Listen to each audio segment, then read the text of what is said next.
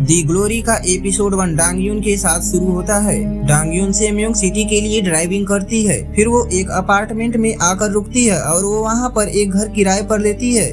उसके बाद वो घर के टेरेस पर खड़ी होकर सामने वाले घर को ध्यान से देखती है। उसके बाद हम देखते हैं कि डांगयुन कुछ तस्वीरों को वॉल पर स्टेपल से लगा रही होती है। वह इमेजिन करती है कि अगर योनजिन उसके सामने आएगी तो वो उसके साथ क्या करेगी। तभी दरवाजा खोलकर योनजिन अंदर आती है और वो तस्वीरों को देखकर कहती है कि तुम कौन हो, ये तो हमारी तस्वीर है। डांगयुन कहती है कि तुम बिल्कुल भी नहीं बदली, पहले के जैसे अभी भी बदतमीज हो। डांगयुन योनजिन को स्टेपलर से मारती है। तब योनजिन कहती है कि तुम्हें क्या लगता है तुम मुझे मार सकती हो। फिर डांगयुन कहती है मैं तुम्हें मारूंगी, वो भी तड़पा तड़पा कर। फिर डांगयुन कहती है कि क्या तुम जानना चाहती हो कि स्कूल की वो भीगी बिल्ली शेरनी कैसे बन गई। ये कहानी प्रेजेंट में 2022 में चल रही होती है। अब ये कहानी पास्ट में 2004 में जाती है। डांगयुन हाई स्कूल में होती है और अपने ऊपर हुए बुल्ली की ऑफिशियल रिपोर्ट दर्ज करवाती है। उसके बाद वाइस प्रिंसिपल योनजिन से कहते हैं कि तुमने अपने दोस्त को बुल्ली क्यों किया, दोबारा ऐसा नहीं होना चाहिए। योनजिन कहती है कि वो मेरी दोस्त नहीं है और वो वहाँ से चली जाती है। दरअसल वो योनजिन के माँ के बचपन के फ्रेंड है और उन्होंने उसके माँ के तलाक में भी मदद करी थी। डांगयुन पुलिस स्टेशन में होती है और वहाँ उसके साथ कुछ और बच्चे भी होते हैं। तभी सभी अमीर बच्चों के पेरेंट्स आकर उन्हें ले जाते हैं। वहाँ पर अब सिर्फ डांगयुन और जेजुन बैठे होते हैं।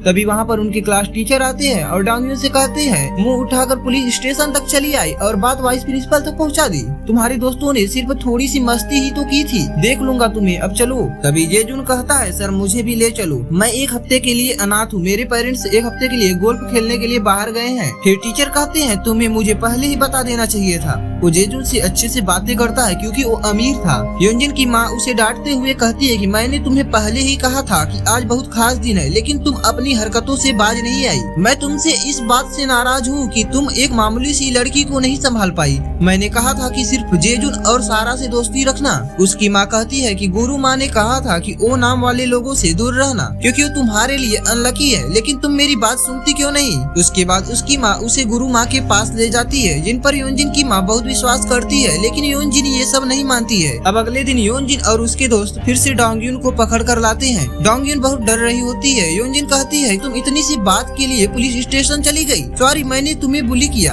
अब से तुम मेरी दोस्त हो। अब तुम्हें चेक करना होगा कि मेरा स्ट्रेटनर गर्म है या नहीं। म्यांगो और हेजोंग डांगयुन को कसकर पकड़ते हैं और योनजिन स्ट्रेटनर से उसके हाथों को जलाती है। डांगयुन को बहुत दर्द होता है, वो चिल्ला चिल्ला कर रो रही होती है और कह रही होती है कि प्लीज कोई मुझे बचाओ, मगर उन लोगों को उसके रोने से कोई फर्क नहीं पड़ रहा था। हेजोंग कहती है कि तुम्हें बचाने कोई नहीं आएगा क्योंकि जिम टीचर ने ही हमें चाबी दी है। डांगयुन कहती है तुम सब क्यों मेरे साथ ऐसा कर रही हो, मैंने तुम सब का क्या बिगाड़ा है। योनजिन कहती है तुम लोग बार बार यही क्यों पूछते हो, तुम्हारे रोने से हमारा दिल नहीं पिघलने वाला है और ना ही मैं ये सब करना बंद करने वाली हूँ। देख लिया ना तुमने, पुलिस स्टेशन में कंप्लेंट करने के बाद भी तुम यही बैठी हो। योनजिन कहती है कि तुम्हें बचाने के लिए यहाँ कोई नहीं आने वाला है, तू सबके लिए सिर्फ एक सड़क की कुतिया है। उसके बाद योनजिन फिर से डांगयुन के हाथों को जलाने लगती है और वो सब मिलकर उसे बहुत ही ज्यादा प्रताड़ित करते हैं। जेजुन भी वहीं पर बास्केटबॉल खेल रहा होता है और ये सब देख रहा होता है। उसके बाद डांगयुन नर्स के पास जाती है और उनसे हाइड्रोजन पेरोक्साइड मांगती है। नर्स सोचने लगती है कि उसे हाइड्रोजन पेरोक्साइड की क्या आवश्यकता है। डांगयुन झूठ बोलती है कि वो अपने कपड़े पर लगे खून के दाग को साफ करना चाहती है। उसके बाद नर्स उसके पास आकर उसके हाथ से कपड़ा हटाकर देखती है। वो जले के निशान को देखकर चौंक जाती है। नर्स डांगयुन से पूछती है कि किसने उसे ये चोट पहुंचाया, लेकिन डांगयुन बताने से मना कर देती है। ऐसे दाग मैंने पहले भी देखे हैं, क्या तुमने इसके बारे में अपने क्लास टीचर को बताया?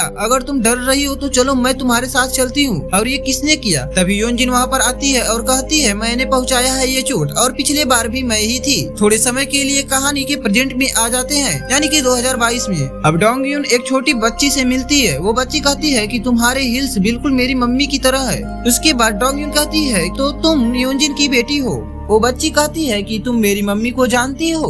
उसके बाद वो कहती है कि मैं तुम्हारी मम्मी के बारे में हमेशा सोचती रहती हूँ, ऐसा ही होता है जब कोई किसी से नफरत करता है। फिर वो बच्ची पूछती है नफरत क्या होता है। उसके बाद डांगयुन कहती है तुम जानना चाहती हो। अब कहानी वापस पास्ट में आती है। जब डांगयुन घर वापस आती है तो वो देखती है कि योनजिन और योनजिन के दोस्त उसके घर में आकर बैठे हुए हैं। डांगयुन घर में जाती है। योनजिन प्लास्टिक की गुल्लक को ले लेती है। फिर डांगयुन उससे गुल्लक छीनने की कोशिश करती है। फिर वो म्यांगो को गुल्लक दे देती लेती है और वो उसे फाड़कर उसमें से सिक्के नीचे गिराने लगता है। डोंग यून उन्हें रोकने की कोशिश करती है। वो कहती है तुम सब अमीर हो, तुम्हें पैसे की क्या जरूरत, मैं तुम्हारे आगे हाथ जोड़ती हूँ। फिर योनजिन कहती है हमेशा ऐसे ही भीख मांगा करो। ठीक है दे दूंगी, लेकिन तुम्हें पहले डांस करना पड़ेगा, मैं बोर हो रही हूँ, तुम डांस करोगी तभी तुम्हारे पैसे मिलेंगे। उसे धमकी देती है कि डांस नहीं करोगी तो उसे स्त्री से जलाएंगे। फिर वो लोग साउंड ऑन कर देते हैं। फिर उसके बाद डोंग यून को बहुत ही ज्यादा टॉर्चर करते हैं। वो बहुत चिल्लाती है लेकिन कोई उसे बचाने नहीं जाता। अब वो रात को टेरेस पर जाती है। उसके हाथों में चोट की वजह से बहुत ज्यादा जलन हो रही होती है। तभी बर्फ गिरना स्टार्ट हो जाता है और उसके हाथों पर बर्फ गिरती है और उसे ठंडा महसूस होता है। उसके बाद वो बर्फ में लेट जाती है और रोने लगती है। अगले दिन हेजोंग को पता चलता है कि डोंग यून ने स्कूल छोड़ दी है। फिर वो सभी को बताती है कि डोंग यून ने स्कूल छोड़ दिया है और वो कंप्लेंट लेटर दिया है जिसमें उसने हम लोगों को जिम्मेदार ठहराया है। अगर वो लेटर प्रिंसिपल तक पहुंच गया तो क्लास टीचर की भी क्लास लग जाएगी। फिर क्लास टीचर डोंग यून को फोन करता है और कहता है कि क्या तुम दूध की धूली हो, स्कूल छोड़ना ही था तो कोई और वजह लिखा होता, वापस आ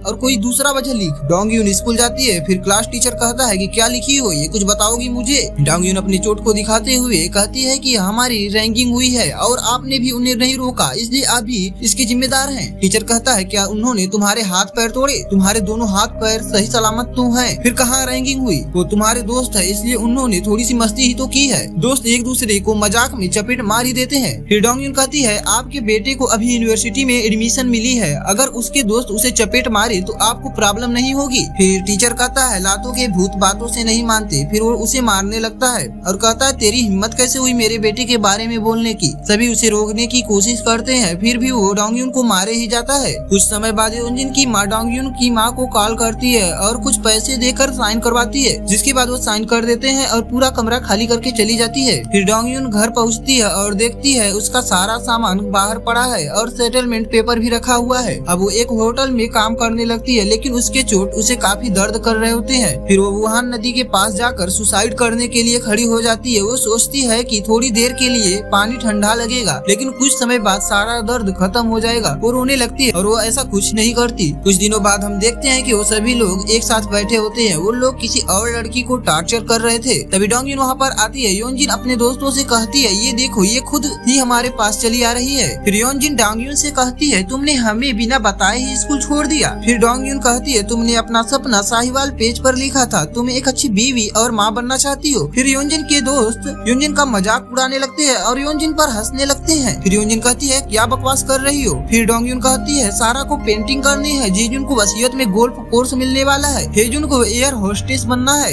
फिर योनजिन कहती है सपने तो तुम जैसे गरीब लोग देखते हैं, हमें सपने देखने की कोई जरूरत नहीं है, वैसे तुम्हारा क्या सपना है। तब डोंग यून कहती है हमारा सपना तुम हो और वो हंसने लगती है। सभी लोग हैरानी से उसे देखने लगते हैं। अब धीरे धीरे समय बीतता है और 2006 आ जाता है। अब हम देखते हैं कि वो एक कपड़े की फैक्ट्री में काम कर रही होती है और साथ में अपनी पढ़ाई भी जारी रखती है। उसे एक सोना नाम की लड़की हमेशा नोटिस कर रही होती है। वो डोंग यून के पास जाती है और उससे बातें करने लगती है। वो उसकी दोस्त बन जाती है और उसकी पढ़ाई में भी उसकी हेल्प करती है और उसे बिल्कुल भी डिस्टर्ब नहीं करती। अब डोंग यून वहाँ से जाने लगती है। सुनेहो को डिस्टर्ब न करने के लिए धन्यवाद बोलती है। अब 2009 में वो एक कॉफी शॉप में होती है। वहीं पर यू जोंग भी होता है लेकिन वो दोनों एक दूसरे से अब अनजान थे। वो कॉलेज जा रही होती है और योनजिन के बारे में सोच रही होती है कि वो उससे कैसे टकराए। उसके पास सब कुछ होगा, उसे किसी का डर नहीं होगा। वो सोचती है कि उससे किस तरह मिले कि वो उसे देखकर डर जाए। अब कहानी के प्रेजेंट टाइम में हम देखते हैं कि योनजिन की बेटी कहती है वाह ये तो परियों की कहानी है, लेकिन ये मुझे अच्छी नहीं लगी क्योंकि मेरी माँ कहानी में हीरोइन नहीं है। डोंग यून कहती है कि तुम्हें ऐसा क्यों लगा कि तुम्हारी माँ हीरोइन नहीं है। तब योनजिन की बेटी कहती है कि कहानी में हमेशा मेन लीड गरीब होती है लेकिन मेरी माँ तो अमीर है। डोंग यून कहती है इस कहानी में तुम्हारी माँ ही मेन कैरेक्टर है लेकिन ये परियों की कहानी नहीं है, ये एक भयानक कहानी है। अब डोंग यून टीवी में देखती है कि अब योनजिन वेदर रिपोर्टर का काम कर रही होती है। दी ग्लोरी का फर्स्ट एपिसोड यहीं पर खत्म होता है। नेक्स्ट एपिसोड देखने के लिए वीडियो को लाइक और चैनल को सब्सक्राइब कर लीजिए। फिर मिलते हैं नेक्स्ट वीडियो।